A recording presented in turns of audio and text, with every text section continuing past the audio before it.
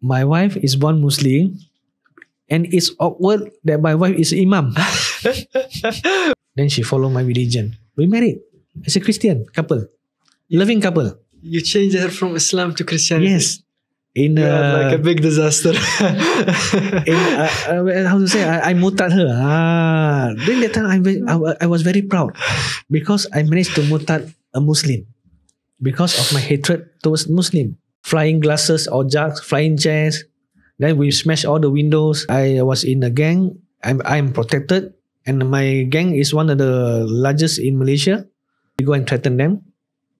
If you didn't pay, we will do something to your family. I don't feel afraid. Like sometimes, I feel like I'm a king, even though I have money, I have power because I have a lot of people following me. Okay, that time I was one of the general, but I don't feel peace. Welcome to the podcast. Waalaikumsalam warahmatullahi wabarakatuh. Alhamdulillah.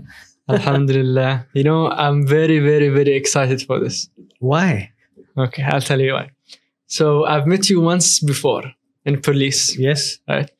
So before I met you, when I was in the car with the admins, he was speaking so much about you. Ben helped me in joining Islam. He taught me about Islam, doing da'wah, DMC, everything. So in my mind, like, Ben is this good Islamic guy. Right? Then we reached the restaurant and I met you. Then the first thing admins told me is that he used to be a gangster. I'm like, what's happening? Subhanallah. So that's actually where I want to start off, because that's something I'm very interested in.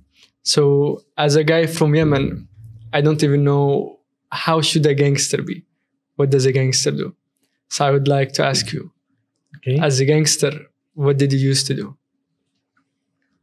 Okay, during my teenager years, okay, when I was around standard 6, which means 12 years old.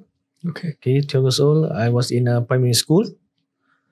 Then during that time, I was being bullied because we are Chinese community in that school. We call it a Sekolah Kebangsaan school. Okay, Chinese is a minority. Then the Malay Muslim, whereby they are majority. So when we are minority, there's problem. You know why? Because we are always get bullied by them. Okay. Then after that, from the primary school, when I went to the secondary school, I've been invited by my friend. I mean, my classmate. Actually, he tricked me. He said that, okay, after school, you follow me to the temple. And then I was excited because although I was born Buddhist, but we didn't worship any idol in our home. So when my friend mentioned about temple, so the thing that come into my mind that, oh, what is temple? How do the temple looks like? I don't have any idea about temple. See, when my friend invited me, so okay, I said I wanted to go. I will follow you. In fact, I will follow you. So, but I didn't know the purpose that he invited me to the temple for. What's the purpose of he invited me? I don't know. I thought he wanted to do a prayer or things like that, and so on and so forth. But when I reached the temple, then he tell me about the gangsterism things. Okay, he said we will do the ceremony if we want to become gang members. So without thinking properly or rules or regulation, I said okay. I simply said okay. I said okay, fine. Because why? I still have the hatred when I was being bullied during the primary school. So this is my chance. Okay, my chance that I can protect myself so that I won't get bullied, but I can bully people. You see? You know what I mean? Yeah. So, okay, after I have to pay some token of money to become a members of the gangster. Of course, in Malaysia, we have a lot of gang members. a lot of different gangs. But of course, I don't want to mention about the number or the secret society, the handshake and things and so on and so forth. I just say gang member. Okay. So I pay certain fees to become a gang member. Then we perform a ceremony, a simple ceremony whereby we make an oath, okay, in front of the idol, say that we are become a gang members. We will we will follow all the rules that been set by the gang itself. For example, we will follow the rules, then we will protect one another, and then we won't do any harm to our own family members or our own members. And we cannot commit adultery, okay? We cannot do drugs, and then we cannot gambling. So when I listen all the rules, oh, this is very good. You get me? Or when we become a gang members, we have to follow the rules whereby we cannot gamble, we cannot commit adultery, we cannot drink, we cannot do drugs. Okay. But when I become the members, they didn't follow the rules at all. Okay, they didn't follow the rules. Whereby they say they cannot gambling, but we gamble. And then we do the protection record for all the gambling then. Like we collect monthly protection fees. From who? From the shop owner that they operate the gambling den. Okay, for example, you open a gambling den, then of course you need our protection because that is our territory. You get what I mean? Are you saying that every gang has a territory? Yes, we have every gang members. For example, this number A, gang member A, they have their own territory. Gang member B have their own territory. Then A members, of course, cannot go to B to collect money. Then B members cannot go to A territory and collect money. We have to take care of our own territory. It's like our home. Okay. So when a person or businessman, they operate a business in our territory, so we will provide cover or protection, whereby they have to pay certain sum of money monthly or yearly. Okay. How we differentiate monthly and yearly? Monthly, when they operate a gambling den, they have to pay 500 every month per shop. Okay. So like a normal business, not gambling, not related to gambling, not related to drinking, a normal coffee shop, then they will commit yearly. Whereby yearly they will it's more cheaper if compared to the gambling and the drinking place, because gambling they earn a lot of money if compared to the normal business. Correct or not? So for example, monthly is a gambling 500 per month. Then the normal coffee shop or cafe, they only pay maybe 500 per year. Because we have to see, we have to make it reasonable for them. If their business is normal business, it's not related like fast money, fast income, they can afford to pay. Correct or not? Yeah. So what happen if when they pay us the protection money, some gambler, they gamble and then they don't have money to pay. They ask for soft loan or a loan from the shop owner, and he doesn't pay. Then the owner will call us to collect the money or to throw him out from the shop. And then or the cafe or the pub area whereby when people drunk, they tend to do a lot of dramas. Sometimes they will go and disturb other people's girl, or go and disturb the waitress. And then when they order, they don't want to pay because they already drunk. So that is where we step in to solve the issue. Either we will ask him to pay, or we will drag him out, and we will give a good teaching lah. So what if a shop owner doesn't want to be protected by you? If they operate, we call it a haram business, okay, like gambling or pub. Normally pub or drinking area, they will, of course they would include drugs, correct or not? If they don't want to pay, we will go and disturb their business until they cannot operate. Means that they have to pay no matter what. We will go and threaten them. If you don't pay, I will make sure you can't run the business normally. Because when there's trouble, no customer will come. They will get afraid. Afraid that a fight will happen, flying glasses or jugs, flying chairs. Then we smash all the windows, things like that. So this is for haram businesses. What about Haram normal businesses? Normal business, normally there won't be any issue because they are running a normal business. Whereby normal people going there, then no issue. They just want to have the protection because same, if they are running a normal business, if they don't pay, we also go and disturb them or threaten them. Because they operate the business in our territory, then that is our main source of income. Other than protection record, we also do the gambling activity, selling drugs, doing loan shark, and so on and so forth. Myself, during that time, I of course I have my own main source of income, whereby we have a like boss. The boss trusted us. Then he will provide maybe 120, 200,000 for us to do the loan sharking.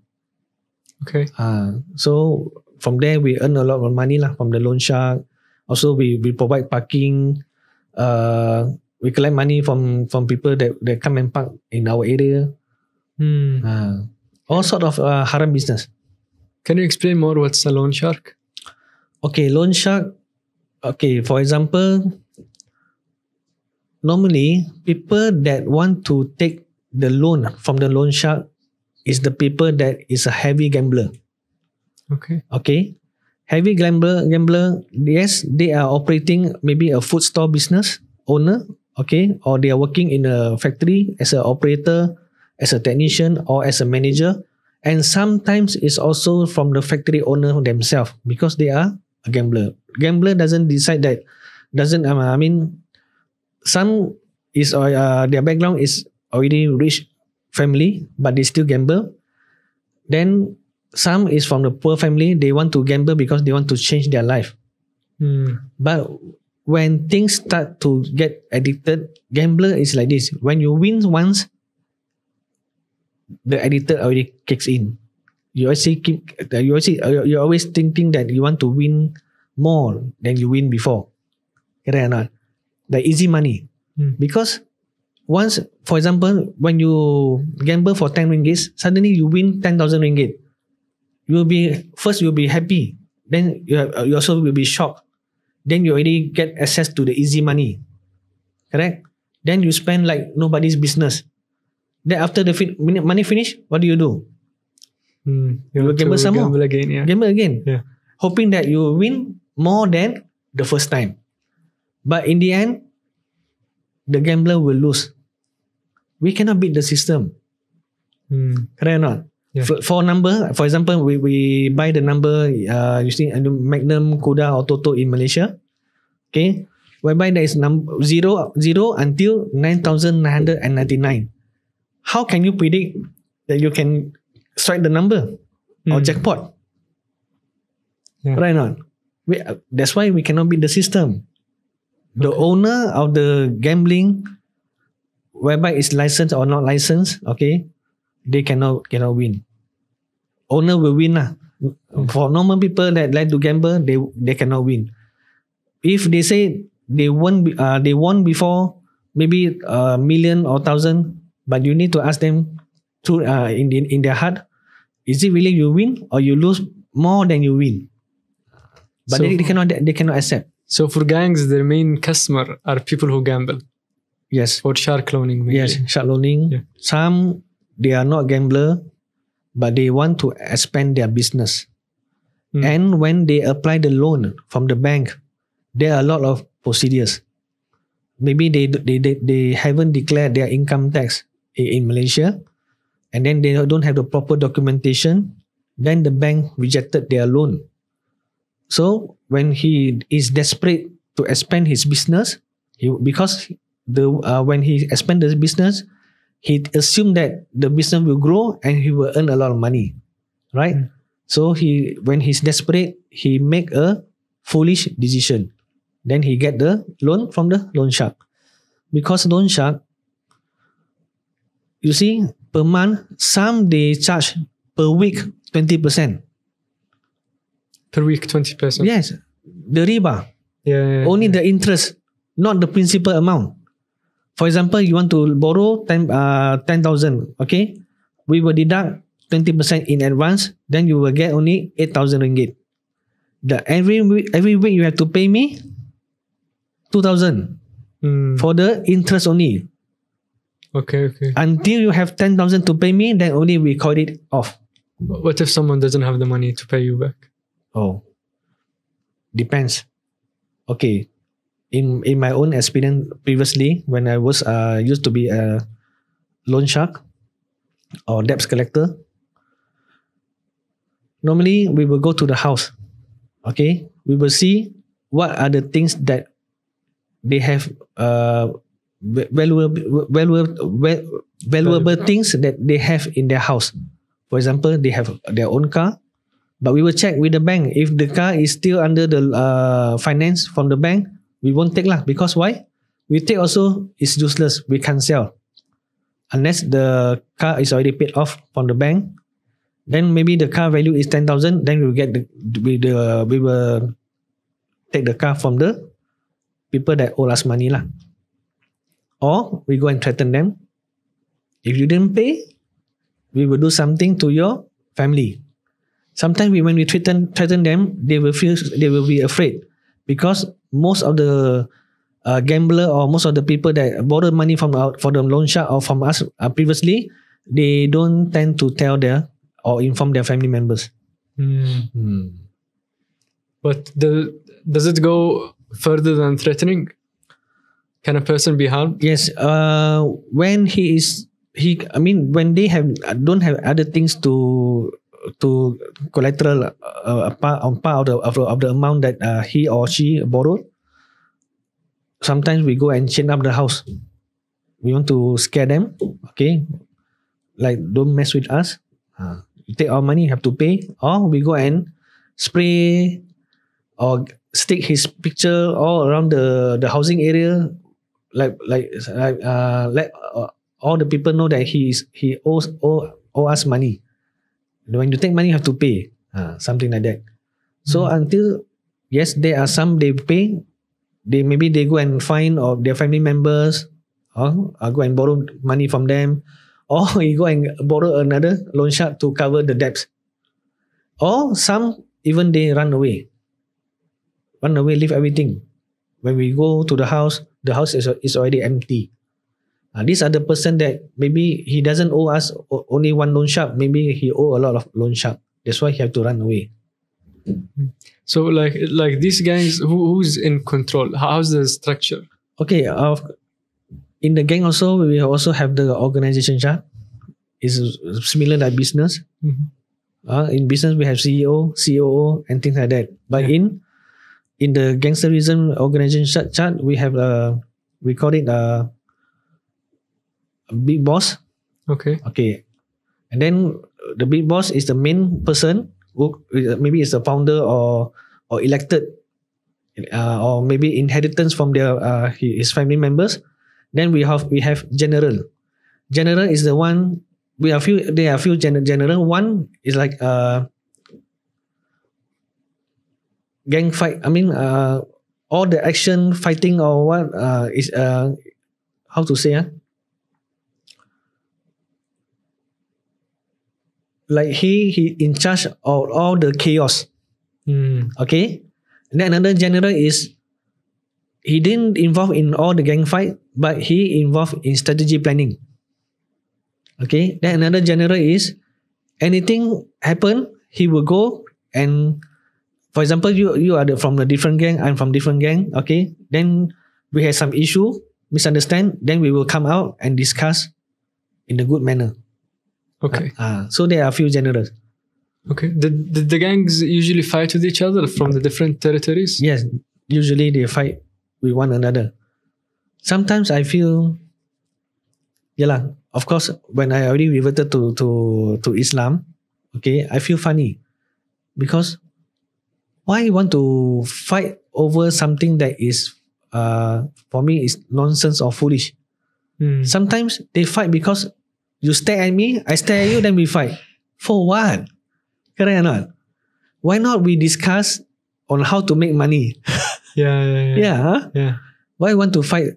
And then somehow when they fight, it's between Chinese and Chinese. Cannot get together. Yeah. Why not put the perspective? Okay, we live in Malaysia. We have a lot of ethnics and races. Right now, or we have Chinese, or we have Malay, or Indian, or Sabah, Sarawak, or Yemen.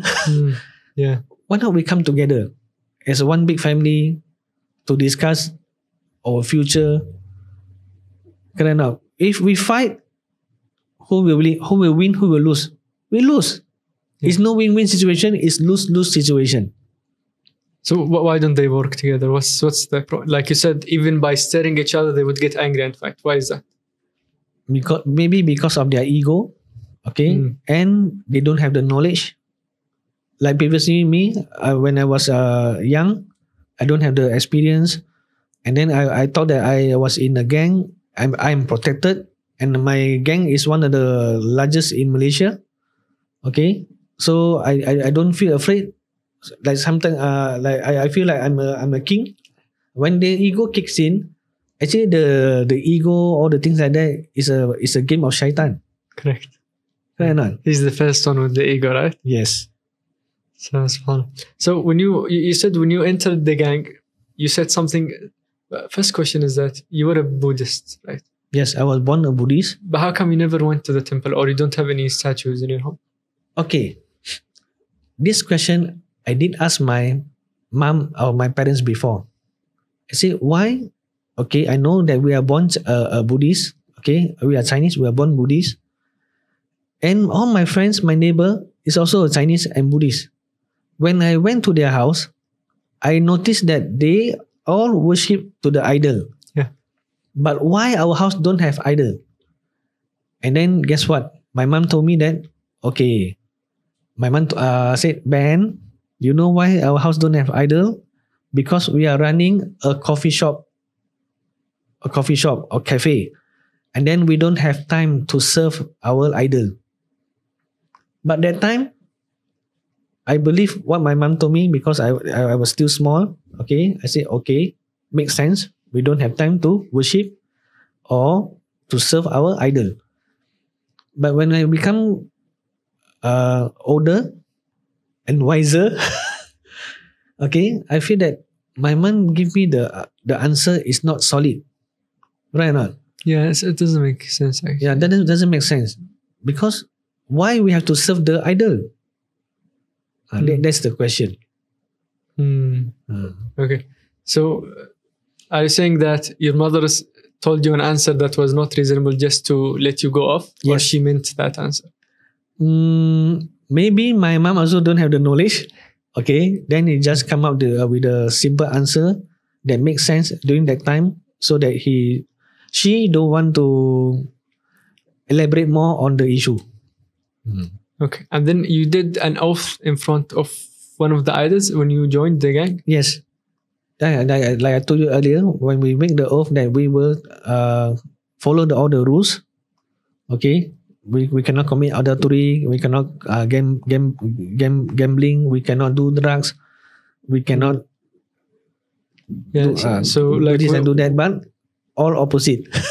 yeah. When you say the oath in front of the idol, it's like saying it in front of God. So Yes. you'll be more committed to it. Yes, more committed. And then we do the ceremony that whereby we line up in front of the idols. Maybe that night, maybe have 20 people enter to become a gang members. Okay, then we will line up all together in front of the idols. Okay, we only the underwear. We have to take out our shirt, and then we have to use the joystick to pray to the idols, and they will have one bowl of water, okay, whereby he will pass to each and every one of the new members with the needle to poke in our middle finger, so that we will drop one drop of our blood into the bowl. Then we share the bowl. We drink one time until the last person finish all the drink, the water. Meaning that the ceremony means that we already share the same blood. Okay, we are like we take the oath. We as a member of the gang members, we already drink the blood of one another. So we have to be together. Ah. Hmm. So each person in the gang Yes. has drank from the blood of the other Yes. member. But can you imagine that? Drink the blood. I cannot imagine that. So It's like a Dracula, right? yeah. So that's from the beginning. That's just the start of it. Yes, the start of it. So you joined at the age of 12, you said. I joined when I was 13 years old. 13 years old. What are some of the things that scared you or made you like rethink, no, I don't want to be part of this?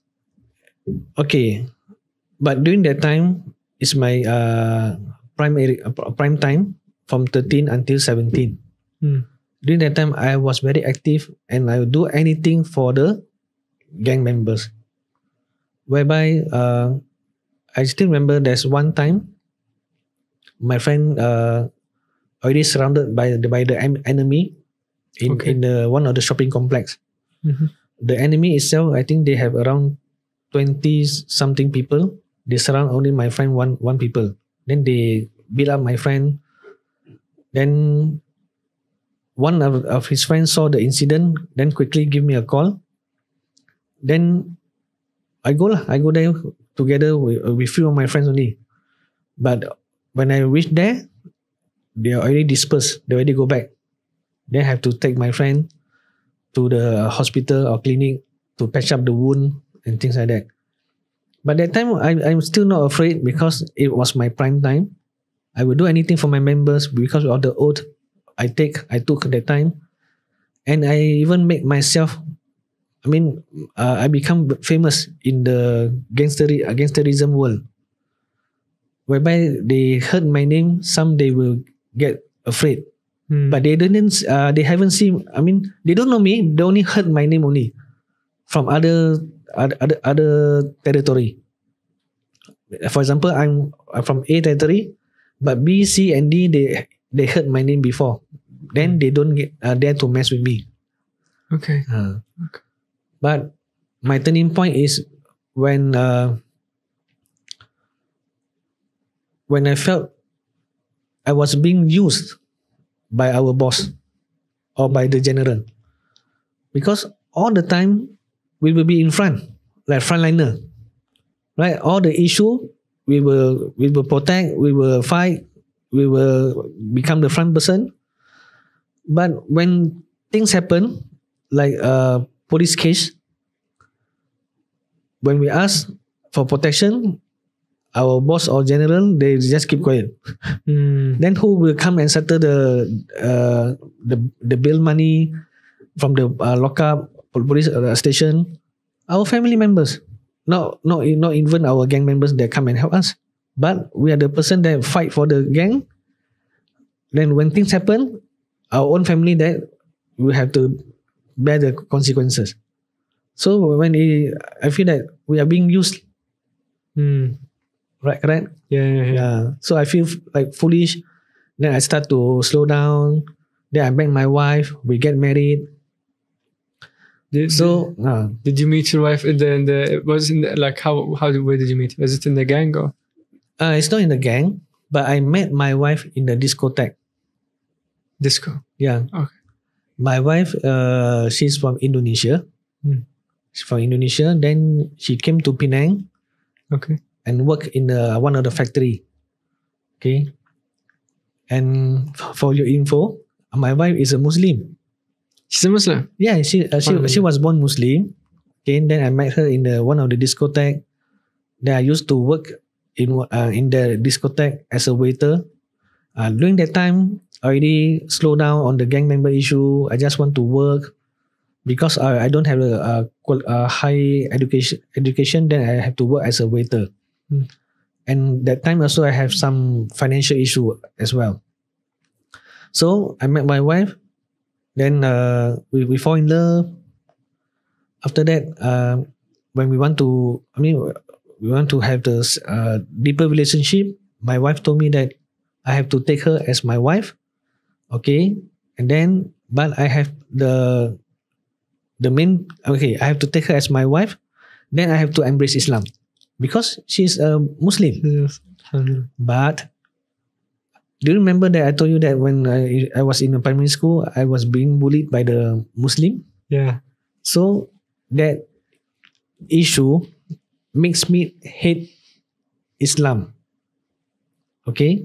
But after when I embraced Islam, I realized that actually it's not the Islam religion issue. There is a issue of the individual that didn't follow the scriptures of the Quran and teaching of Prophet Muhammad Sallallahu Alaihi Wasallam. But then during that time, when I was non-Muslim, I told my wife that no. If you ask me to embrace Islam, I will say no. Okay, if you love me, and you want to we get together or become husband and wife, we have to follow my religion, which is Christian. Oh, at that time you were a Christian already. Yeah, I'm Christian because my father convert from Buddhist to Christian because of my aunt, my father's sister. She's a missionary. Okay, she conveyed the message of the Christianity, then invite my father to embrace Christianity. Then we as a son and daughters, we don't have choice. We have to follow my father. Okay. So that time I just become Christian, but I didn't practice Christian. But I told my wife, you want to get married with me? You love me? You want to become husband and wife? You have to follow my religion. Because my wife loves me and she was away from her family in Indonesia because she's in Malaysia. And because of love and because she don't have the knowledge or what to say, jahil about Islam, then she follow my religion. We married as a Christian couple, loving couple. You changed her from Islam to Christianity. Yes. In like a big disaster. How to say? I murtad her. During that time, I was very proud because I managed to murtad a Muslim because of my hatred towards Muslim. Yeah. Because of my incident during the primary school. Okay. Then after that, so now you're Christian and your wife is a Christian as well. No. After that, we are happy couple. Then that time when we get married, my life suddenly changed. I met another a good investor or good boss, doing a loan shark business again. I tried to start over because I want to give my wife a better living in Malaysia. Then I managed to buy my own house. Then I managed to change a better car. And then I'm able to bring my wife to Hong Kong Disneyland with my children. Then things happen when one of my wife's best friend, okay, passed away. Okay, her name is Uchan from Indonesia as well, and she was born Muslim as well. And then in Malaysia, my wife have their Indonesian communities whereby they will meet together once a week to discuss family issue, religion issue, and so on and so forth. Then when they discuss comes to religion issue, all of them will cry because deep down inside they are Muslim, because of they want to get married to the person they love in Malaysia, whereby Malaysia doesn't allow mixed marriage. Unlike Indonesia, they can mix marriage. Then they cry. After that, when Uchan passed away, but before she passed away, she got informed to my wife, if let's say she passed away, please ask her husband to bury her in as an Islamic way. Who said this? The woman who passed away. Yeah, yes. She said this to you? To my wife. Oh. Okay. Then when the things happen, my wife quickly go and find the husband, okay, and convey the last message that her Friend. belated wife Yeah. inform my wife. Then the husband said, we cannot do that, because why? We are already married as in the Buddhism way, and in the system, Malaysian system, doesn't show that the wife is a Muslim. Cannot marry in the Muslim way.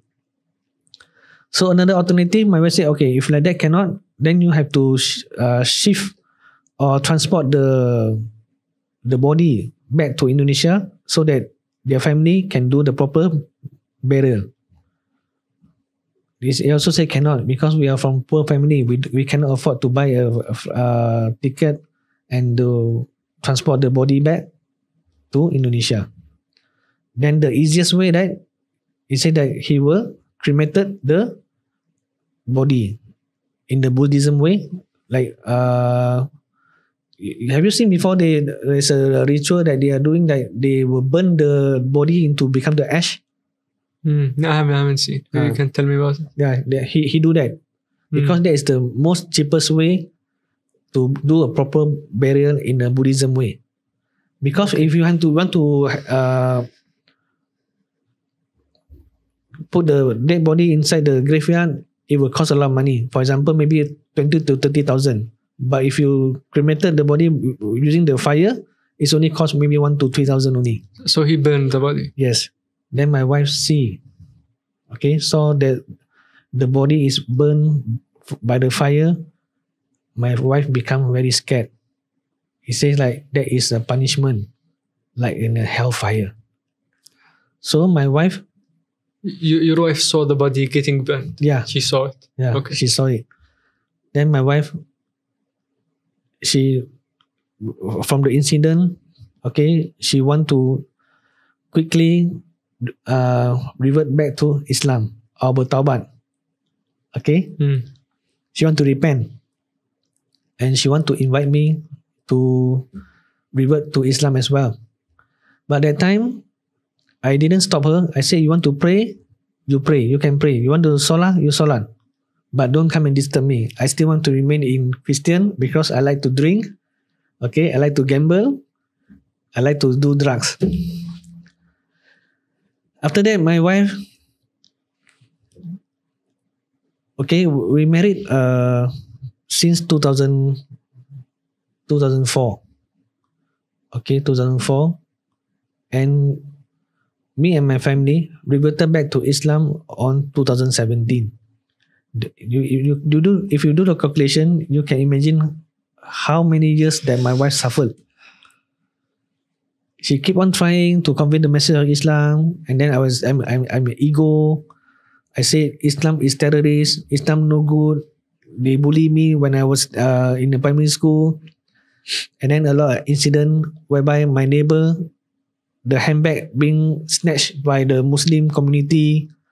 Marempet, you know Marempet? No, what's Marempet? Marempet, there's a saying in Malaysia, there's Muslim people, they like to raise motto. Okay. Raise motto, then do a lot of things that they want to snatch the bag, robbery. Yeah. So I told my wife all the negativity about Islam. Because of my wife don't have the knowledge, she just keep quiet. Until one day, which is maybe around 7 to 8 years ago, my wife start to threaten me. If you don't want to embrace Islam, never mind, we just divorce. You want your children, you can take it. I go back to Indonesia. Yeah, Allah bless her. And then that time I was shocked because my children all still they need their mother, right? Because I know if divorce, we will become a broken family. We don't have happiness. Yeah. So I make my decision. That time I told my wife, okay, I will follow you. I will embrace Islam. But my wife is not happy because she knew that I just saying to make her happy, not really true from my heart. Then my wife warned me. She said, if you want to embrace Islam, you will go and learn about Islam, and you will become my imam. Allah. the leader in the family. But inside my heart, I said, okay, but I don't want to follow. Initially, okay. Then I take my shahada on 2017 on the September 27. To my shahada, the next day, normal as well. I still drink, I still smoke, I still do drugs, and I still gamble. Until one day, Allah gave me hidayah. Alhamdulillah. Allah sent one brother. Okay, he's also a reverted Muslim. His name is Brother Ko. He came and find me. He said, bro, I got your contact. Okay, we meet in the one of the religious department when you come and take shahada. Actually, I take my shahada in police. Okay. Then I noticed there's Chinese guy over there, but at that time I don't know his name, but he's the person that come and find me lah. Okay. He said, hey, actually there's a da'i. Okay, da'i, he will conduct a class for a new reverted Muslim. We call it new Muslim class. Okay. So the da'i is his name is Lim Jui Sun. Okay, Lim Jui Sun. Then when he told me the name of the da'i, actually he's the one that I try to reach out when I have question about Islam before I revert back to Islam. Message to the Facebook Messenger, but the da'i, he didn't reply me. During that time, maybe he was busy lah. Okay, busy because he's quite famous in da'i in Malaysia. So when he mentioned the name, I feel like I want to meet him in person because I saw a lot of videos from this da'i, and then I have a lot of questions I need to ask to clarify. When I met him, the way he conveyed the message of Islam, very simple, brother. Very simple. Until it touched my heart. Truly touched my heart. Because when I took my shahada, do you remember I just want to, for the sake of my wife only. It's not, can be said that not sincere. Okay. But after he explained to me about Islam, the things I can do, you take it easy, brother. If you still smoke, you smoke, never mind. If you still drink, you drink, never mind. But you try to quit, but one step at a time. You see, when he tried to explain, okay, no harsh, because cannot. But for example, today I take my shahada. Tomorrow I have to pray 5 times per day. I have to stop eating pork. I have to stop drinking. Cannot be because I already used to that life. But the way he guide me, he said, take slowly one step at a time. Then alhamdulillah, I take the advice until maybe within 1 year, I totally quit everything. I stopped everything. And then I learned how to become imam. Because why? My wife is born Muslim, and it's awkward that my wife is imam. Because I want to learn. Right? I don't know how to recite Al-Fatihah. So she became the imam. Yeah, she became an imam. Allah. Then my wife said, this cannot be because imam have to be husband. Cannot wife. Yeah. Right or not? Yeah. So I quickly push myself within 1 month. Alhamdulillah, I able to become imam to my family. SubhanAllah. So how long was she the imam for in your house? Come again? How long was your wife the imam? For how long? For around 1 month after I take my shahada. SubhanAllah. So like you told me before you became Muslim, and alhamdulillah, there were 2 reasons why you didn't become, or you wasn't convinced. Even after you took the shahada, you weren't convinced in Islam. One is because your past experience with Muslims in school, where you had a lot of Muslims in the school. Right? Yeah. The second is that the religion seemed harsh. Yeah. Yeah. So do you think that's something that a lot of reverts suffer from, or a lot of people in Malaysia suffer from? Yeah, I can say that because why, even though okay, for me, knowledge is very important.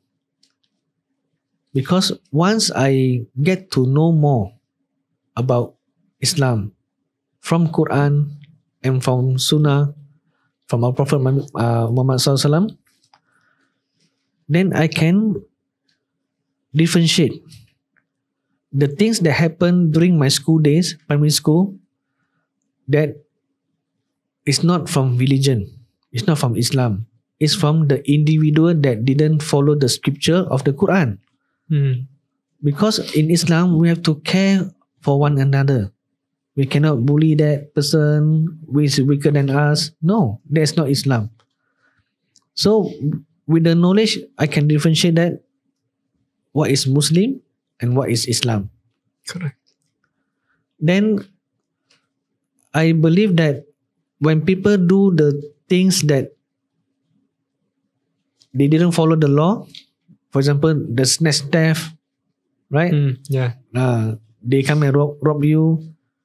Even though they are Muslim, I believe that he is not a knowledgeable Muslim.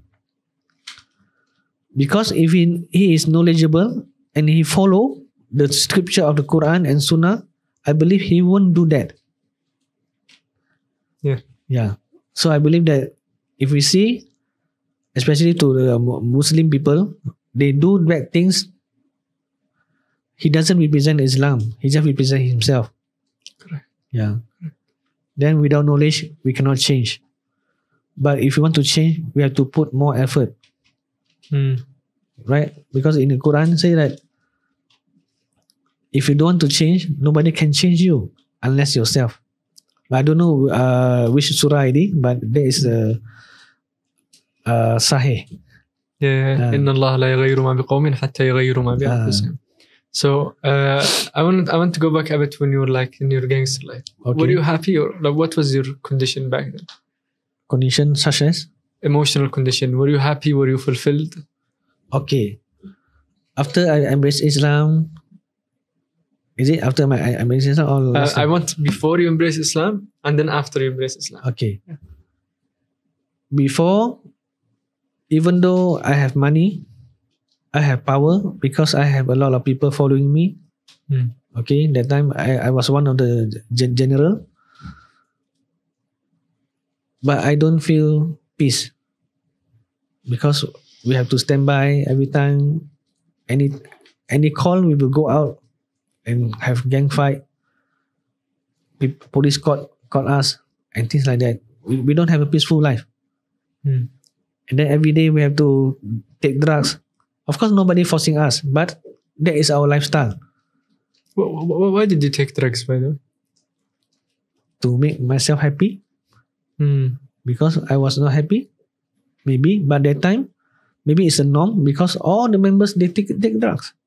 Then we mix together. We don't say that we follow them, but it's our lifestyle. Okay, like okay, for example, with 10 people do the same thing, suddenly one people didn't do, like we will feel awkward. But not necessarily the 10 people do the same thing is correct. It's right. Yeah. And then after I embraced Islam, when I finally quit everything, I feel peace. You compare, I can sleep well without the help of the drugs. Previously, I cannot sleep. Okay, I have to take pills to sleep. I have to smoke weed.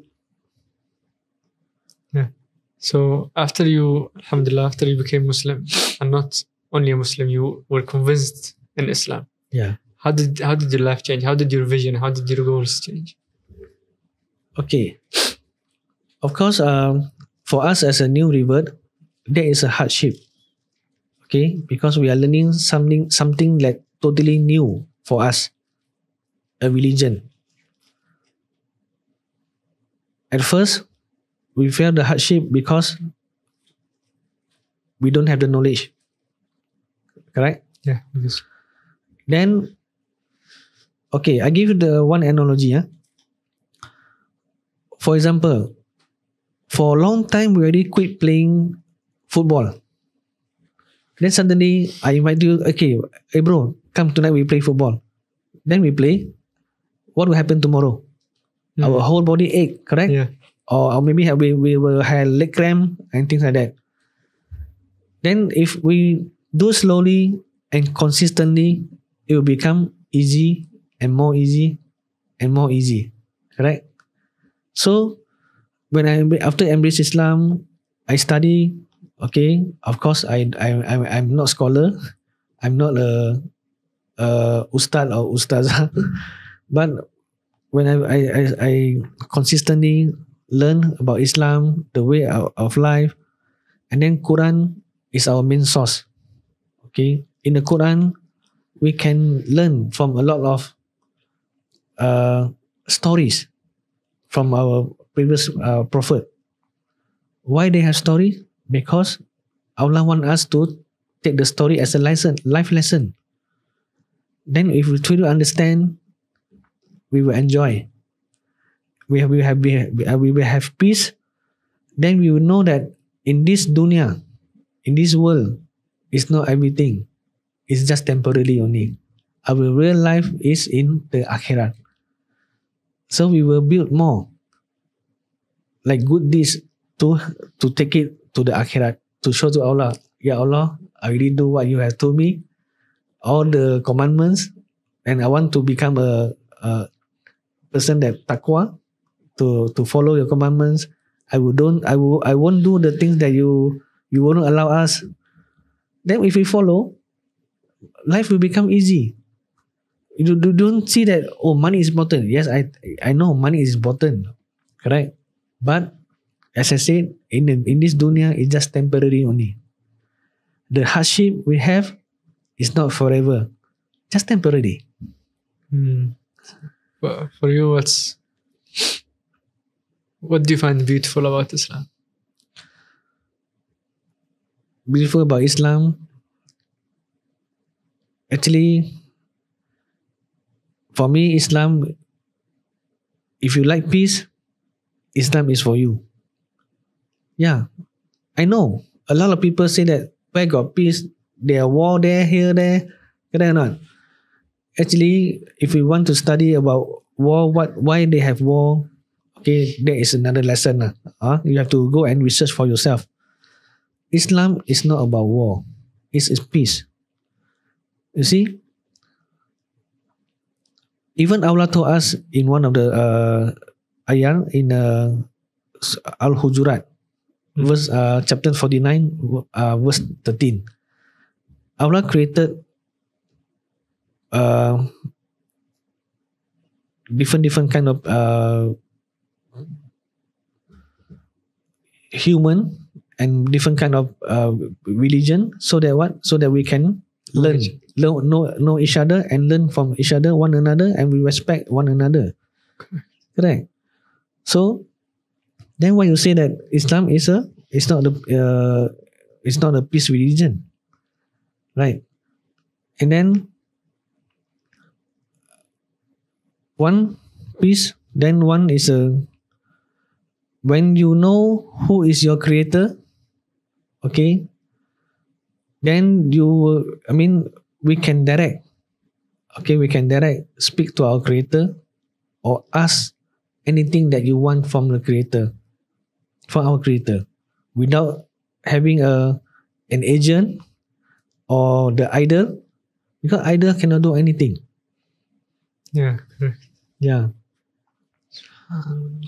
So after you became a Muslim and you've been through all these experiences, you did go to da'wah, inviting others to what you have found. Yes, because I want other people to know from my perspective that Islam is everything. Why? Okay. This may be controversial a bit, but it's from my experience and my point of view. Like, okay, if you say there's a lot of there are a lot of God out there, okay, not only one God. For example, I give you one analogy. If one car have two steering wheel, then the left and right steering wheel then when we reach the junction, suddenly the left one he say want to go left, then the right one want to go right. How? Okay. Cannot be. That's why the car only have one steering wheel. Then in the organization company, there's only one CEO. Why don't have two CEO? Sometimes they will make, okay, I like to do this, but this one say I don't like to do that. Then they will become chaos in the company. Okay, even the human, they know that they only appoint one CEO. That means there's only one God. If you have many gods, how? Correct. So that's why I want to convey, we just only worship one God. Okay, then Islam is a peace religion. The beauty of Islam. Then who is our Prophet Muhammad? Because they don't know who is Prophet Muhammad. Because based on the survey that we do, when we do the street dawah, we try to convey the message of Islam to all the communities, especially non-Muslim. When I do the survey, do you know who is Prophet? No. Out of 10%, 8 people don't know who is our Prophet Muhammad. So we are failed. We fail in this field. We are failed as a Muslim because we can't even convey the message of Islam to the person next to you, whereby a non-Muslim, or maybe your friend in the workplace, right? And then some people thought that want to convey a message of Islam, you have to become a da'i. No, they are wrong. Actually, if you call yourself as a Muslim, you have to convey the message of Islam.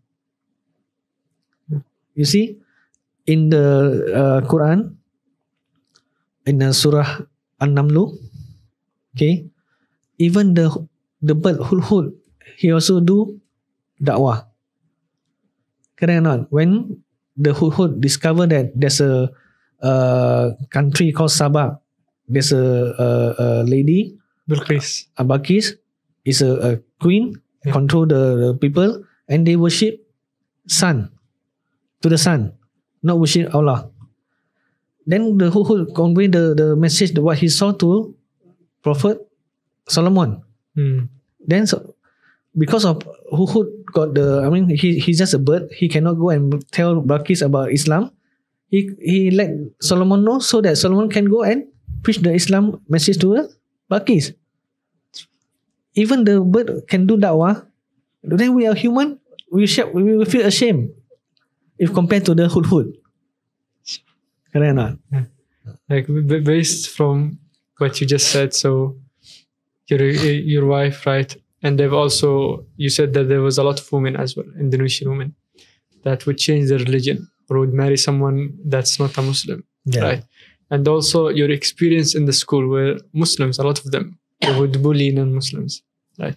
From this, we can clearly see that there's a gap between the knowledge of Islam within Muslims themselves, not within non-Muslims, right? So what do you think is the solution of that? Like when you have a huge number of Muslims that they themselves, they don't know anything about Islam. How can we solve this issue? Okay, good question. Actually, like I said, not all Muslims are knowledgeable, right? When they are not knowledgeable, they tend to make mistake. Just like my wife friends community, when they are Muslim, but they go and get married with a non-Muslim, then they murtad from their religion, Islam. So the thing is that actually me and my friend, okay, I would say that my partner, my friend, his name is Edmus. Actually, we created a platform called Dawah Masterclass. Okay, whereby we can learn. Not necessarily it's a perfect for all sort of people, whether you are knowledgeable or not knowledgeable, because we have a lot of videos inside the platform. For example, if you want to convey the message of Islam to the non-Muslim, how to do? There's a video in it. Or about the financial, which is haram, riba, same thing like that. Inside also have the video. And a lot. So Dawah Masterclass is the first platform, okay, in Malaysia that we can get access to learn from anywhere, anytime, because it's a digital platform. So that sometimes we understand that people, they are working, okay, maybe 9 to 5, they don't have time during the work days, but if they can spend one day 30 minutes, they can already finish maybe 1 or 2 videos. Then when he pauses the video, tomorrow he can continue back to the place that he paused the video. And then we also have assessment to see that whether you understand or not about the video that you watch. Yeah, inshallah, in the next session we will have Admis with us, and then he'll tell us more about the platform. But I would share from what I know. So what's special about this platform is that the lessons are short, between 10 to 20 minutes, and everything is so concise and summarized, and it's presented in an engaging way for us to learn Islam other than the traditional way that we used to. So I would like you to share with me some of the experiences you had doing da'wah, because I heard you mention street da'wah. What are some of the stories that you would like to share with us about it? Okay, when we say about street da'wah, a lot of Muslim community, they found that it's very tough and very difficult, because I don't have the knowledge how to speak to the non-Muslim. What if they ask me the question? How to answer? We have to da'wah with wisdom. Without knowledge, we cannot do da'wah. No, actually it's not that. You know, if you keep on have question, it won't solve the issue. Unless you yourself go and experience it in the real life, or in the real time. If you keep on questioning yourself, it won't start, right? It won't start. All you have is only saying question, but no answer. But if you do go down to the people out there in real time and real life, then all the question that they ask actually is a source of way to push ourselves to research more about the question. Rather than you keep on asking yourself, cannot do, then you cannot do lah. Correct or not? Me myself, I also don't have knowledge. Brother, I'm just a new Muslim, just reverted back to Islam around 6 years plus. If you compare to the born Muslim community, I don't have knowledge. Correct or not? I want to read Arabic in Quran, also difficult, because I don't have the knowledge. Then about da'wah, I don't have the knowledge. You see, for example, in the hadith, Baligu wani walau ayah. Prophet Muhammad say, go and convey at least one verse from him. Correct or not? Correct. Al-Fatih already has 7 words. That means you are more knowledgeable than me. Correct or not? If you want to compare lah.